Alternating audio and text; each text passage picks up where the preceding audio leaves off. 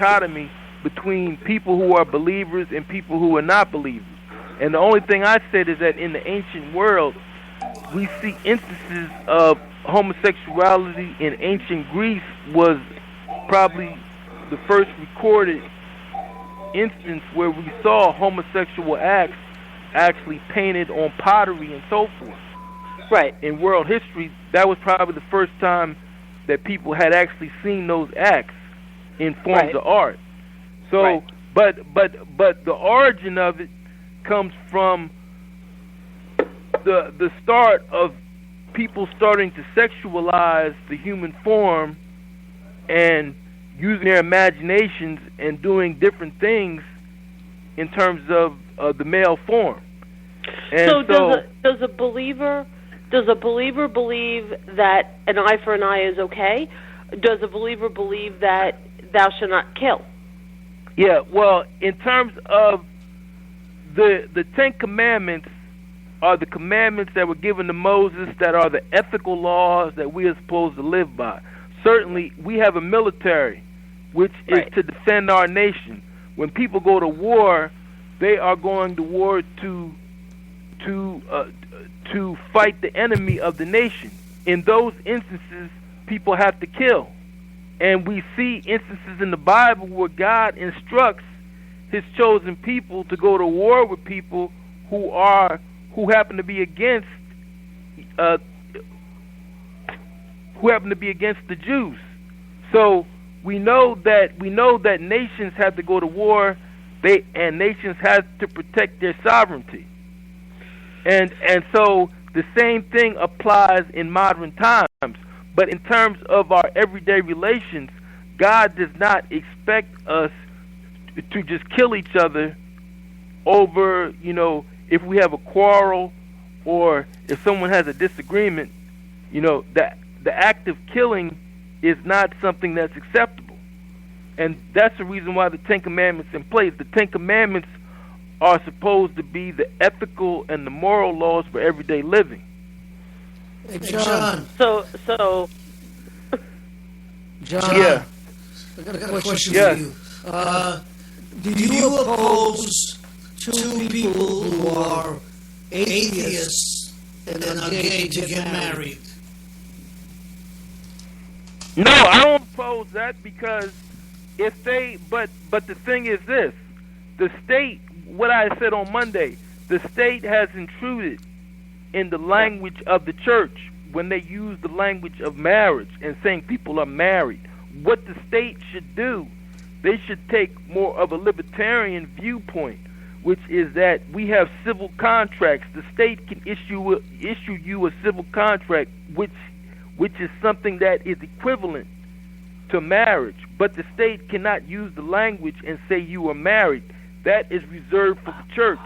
So therefore, if you are a homosexual and you want to be engaged in a civil union with your partner, you can go to the state and have a contract drawn up by the state.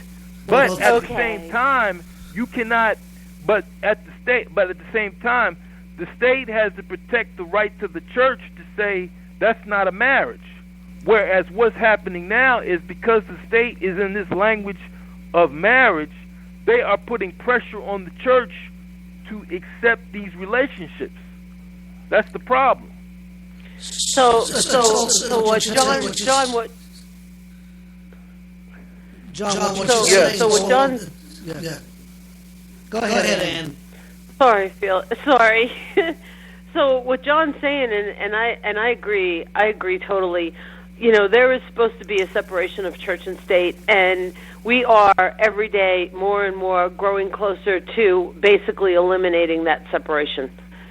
And that is a driven problem, especially in a country where we're supposed to be free to live however we want to choose to live our life, regardless of what our religious beliefs are, regardless what our political beliefs are, regardless of any of those factors.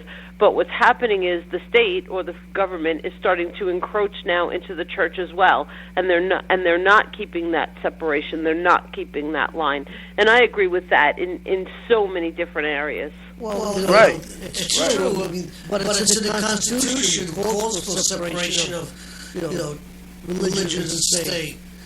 And Yep. as long as the Supreme Court upholds that,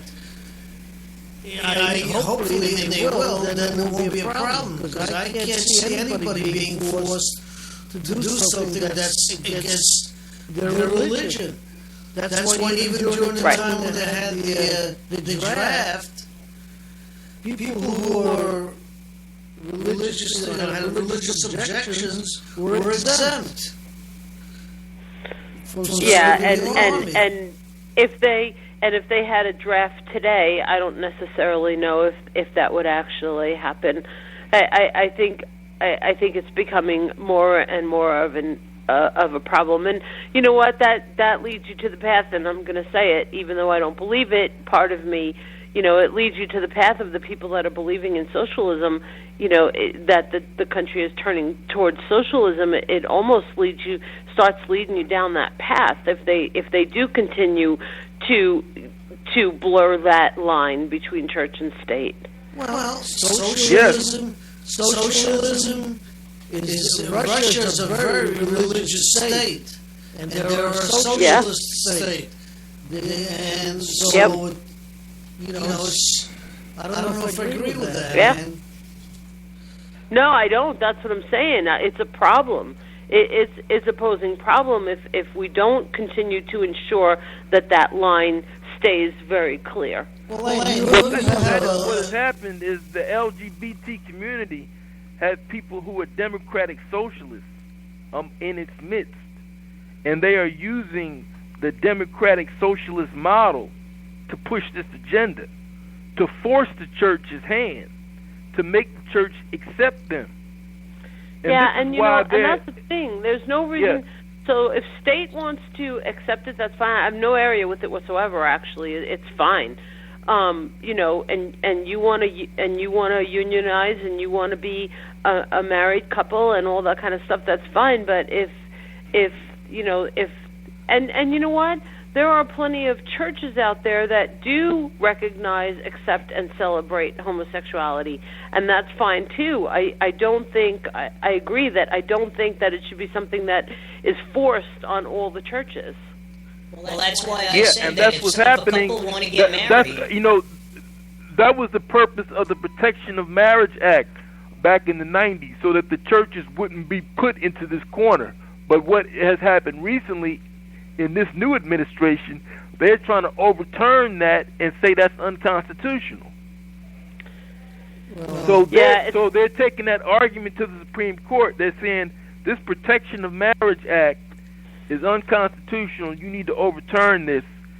And if they put same-sex marriage as a federal law, the church will not be protected to say that they don't want to recognize it. And if any church, and if, like I said, if a homosexual goes to a church, if they recognize this as being a federal statute, that church can be sued for civil rights violations.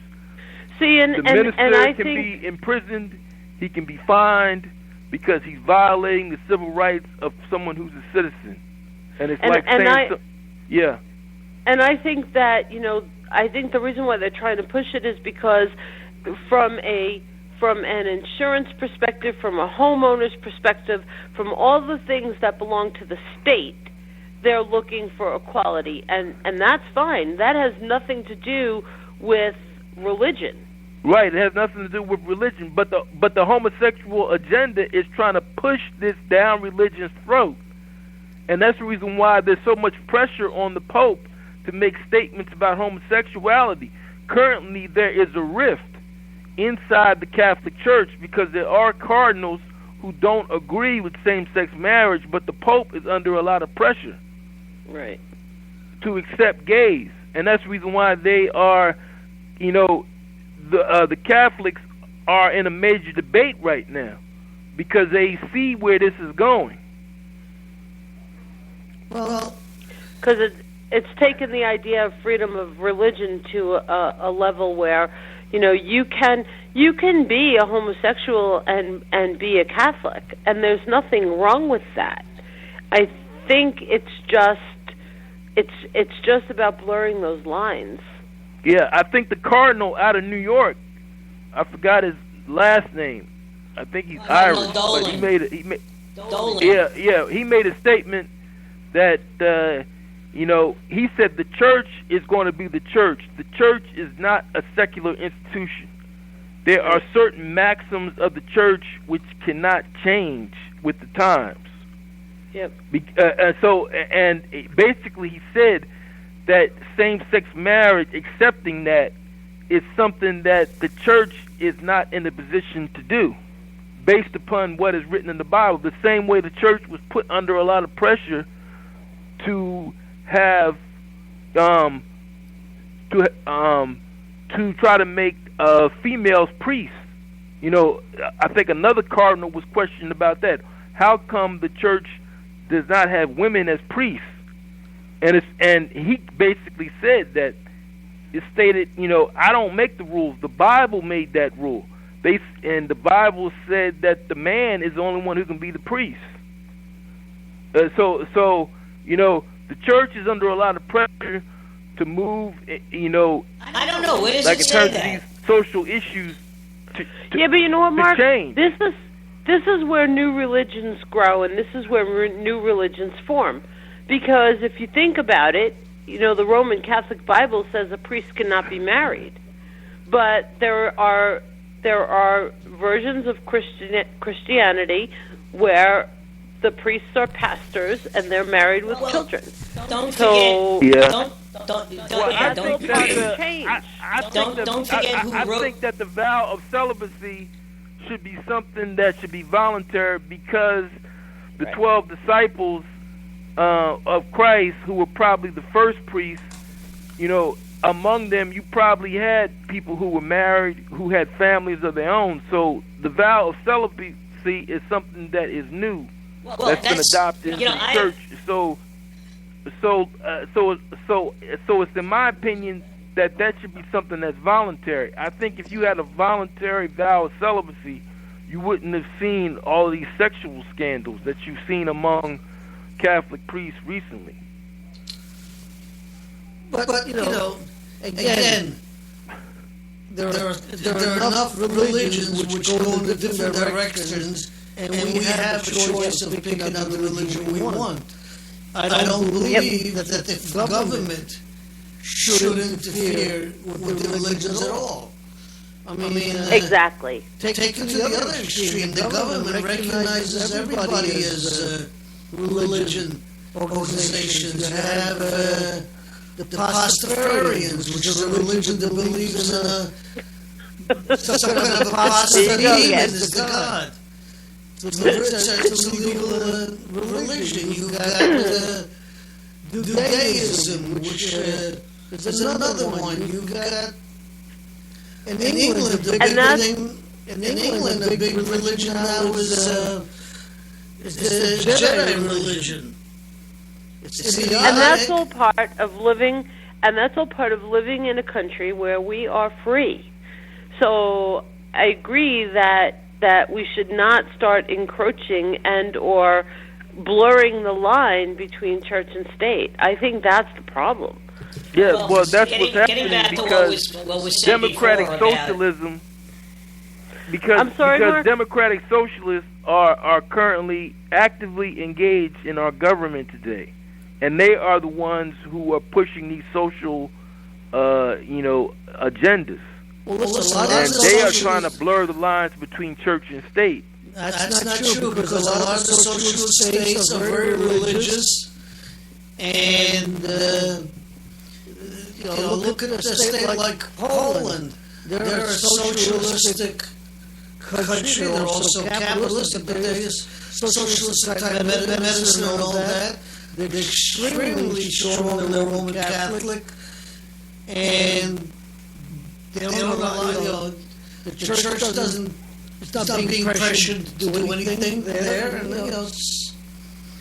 Well, but then you also have the example of France and England, where the French are very secular, and I would imagine that the church is going to be pressured in France to accept homosexual marriage because of the secular nature of the government. and the fact that you